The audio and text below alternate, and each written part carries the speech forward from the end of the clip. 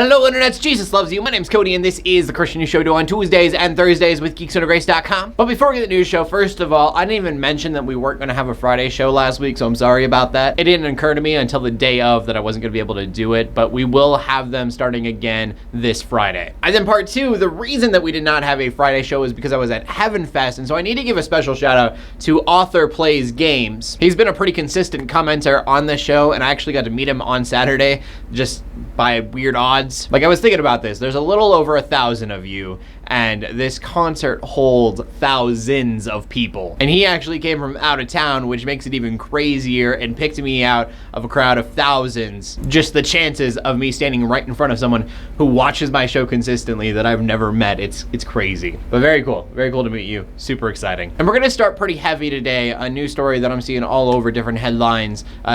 One that's really kind of surprising. I'm sad to say that Pastor Antonio Armstrong and his wife have both been murdered by his own son. This man used to be a pro football player. He was a linebacker for the Miami Dolphins. It was during his football career that he decided that he was going to be a pastor. And their son has been arrested for homicide. There's no motive as of yet. They just found a gun and a note that said, "I've been watching you." But prayers out to the friends and family of this couple. I mean, they were a pastor, very well known, obviously, being a football player. And a lot of people have lost someone this last Friday. Well, we got the heavy stuff out of the way. You can get kind of into some lighter stuff, kind of. At least this first one is. It's always crazy because I'll talk about something like that, and then everything else that I talk about just seems kind of small. But this story takes us to a newspaper company in Tennessee. The newspaper company is called News Sentinel, so I've never heard of it, but okay. But there's this Christian store that was called Cedar Springs Christian Store, and one of their locations was going out of business. So like you would do, they decided they were gonna put out an ad in the local newspapers letting people know that they're having an out of business sale. They went to go look at the ad the day that it ran because they're exactly like me apparently, and it wasn't there. So they called the news agency and was like, "Hey,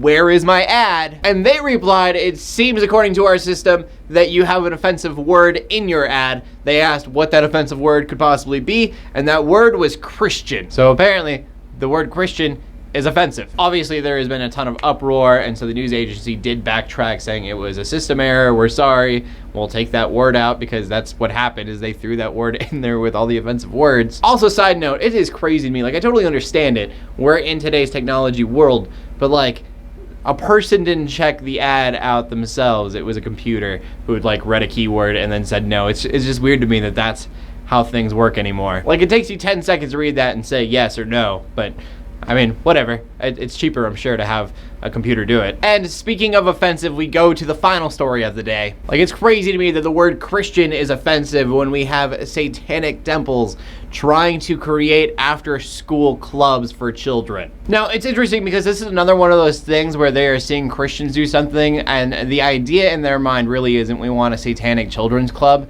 It's more, if Christians could do it and that's okay, then we should be able to do it too, because everyone should have the same freedoms. But I mean, the last time this happened, they got their own statue, so I don't know. Like, what happens in these situations is either the evangelical Christian club gets shut down, or at least isn't allowed to promote themselves at the elementary schools, or the Satanists get a children's club. Now, I don't know if anyone would bring their children to a satanic children's club, but the whole idea is for Christians, we lose either way, no matter what happens in that situation. But I think it makes a fantastic question for you guys. Do you believe that the district should allow both clubs to happen, or do you believe, no, there should definitely not be a satanic club, I'm willing to get rid of the Christian club to do so? I want to know what you guys say. Let's make it just an either or, because I know there are a little bit, not everything's black and white like that, but we'll do either or for the sake of discussion. What do you guys think is the best route? I want to know what you guys have to say, so please comment in the comment section down below with your answer. We live in a very weird world, but make sure to check out geeksondergrace.com for more geeky content. My name's Cody Armour, bringing Christian news in a not so boring kind of way every Tuesday and Thursday. In closing, let the haters say it, let the Christians pray, and to everybody like, subscribe. I will see you later, and God bless.